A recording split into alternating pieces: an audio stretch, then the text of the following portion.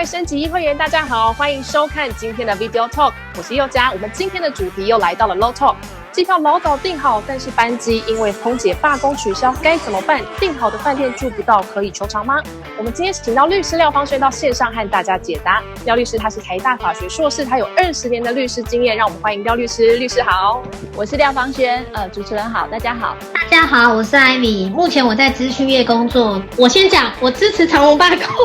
我是小资男孩杰克，我目前呢就是一年最高纪录是出国10次，那希望有朝一日可以每个月都出国1次这样。我是可可，也可以叫我 Coco， 但是我的旅游次数可能没有杰克那么多啊。那现在我想问问大家哦，就是有没有因为空姐罢工，然后班机受到影响的经验？不管是自己或是家人有遇过的，请举手。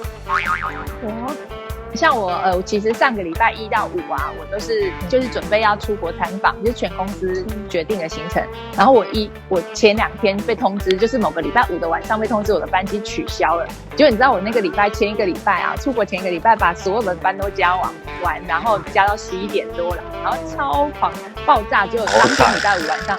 对，礼拜5晚上就突然知道，行程就没了，下个礼拜就整个都是空的。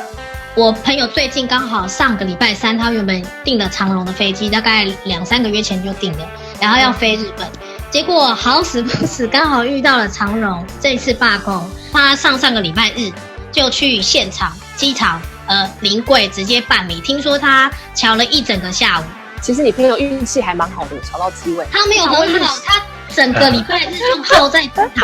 整个礼拜日躺在机场，真的很惨。那如果说一般的民众，他们就是像这样子，班机老早订好了，结果班机又取消，然后又不像Ivy的朋友那么幸运瞧得到机位，该怎么办？如果是你们已经订好机位的话，长荣现在是都会退费，而且它的手续费啊这些都是可以减免的，所以其实退票就是没有什么问题。那现在大家很喜欢透过那个网络订房，万一我这个钱都付了，但是却因为班机取消，饭店住不到，那这个费用又没有办法退，该怎么办？长荣其实就已经有写了，他觉得罢工这个是不可抗力，所以你不能来怪我航空公司，我顶多就是退你，比如说这中间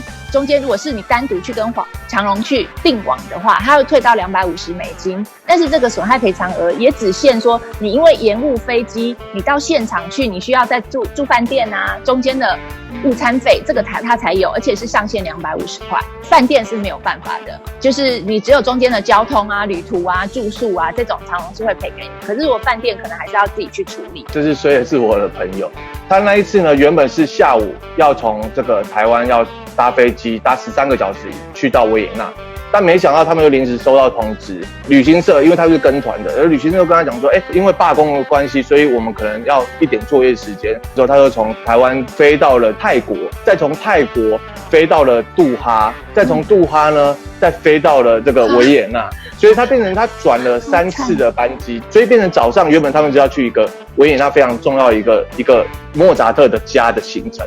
最后就 cancel 了。想问律师说，不知道这样子有没有办法说可以跟旅行社求偿呢？80几年有一个实务上的见解，认为说罢工这个其实非不可抗力，所以如果是照这样的见解延续到现在，旅行社是要赔偿。但是这是89年，是非常久以前的实务上的解释。因为工会法出来之后，罢工是一个法定的权利。那今天到底可不可以求偿？可能华航的事件也都还在诉讼中，所以没有一个定论。如果遇到这样的状况，如果前面的方式都没有办法得到赔偿，旅游不便险会不会是比较有保障的部分？像我的案子就是我宣布罢工后我要去保，其实对不起，那是拒保的，因为它一定会被 delay 嘛，所以你知道在协商的前阶段其实就必须要去购买了，这个要注意。我觉得如果是航空公司有事先发出声明说他们要罢工，不管是什么1个月啊、2个月、3个月，至少不要前1天吧，让人家有心理的准备。但是如果知道了还硬要去选这几家航空公司的话，那可能就是自己必要承担的风险吧。希望各位会员就是出国的时候都顺利，不要遇到类似的状况啦。今天谢谢廖律师，还有所有的升级会员的收看，我们 Video Talk 下次见，拜拜，拜拜，拜拜，拜拜。讨厌，怎么能不看苹果台？苹果台全新上线，6月18日